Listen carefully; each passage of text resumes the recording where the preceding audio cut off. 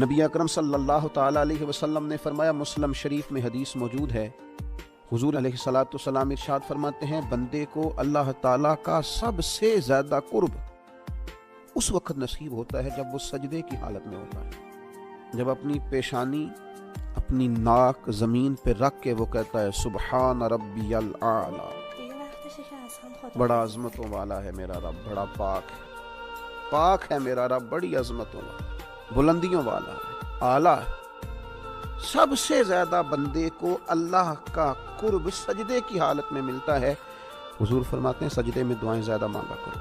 جب تم سجدے کی حالت میں ہو تو کثرت سے اپنے رب کی بارگاہ میں عرضیں پیش کرو، دعائیں مانگو۔ بندے کو سب سے زیادہ قرب سجدے کی حالت میں نصیب، سجدے کا ذوق پیدا کرے، سجدوں میں وقت گزارے، سجدوں کی لذت کی طرف بڑھے، پنجگانہ نماز کے سجدوں کا بھی سرور لیں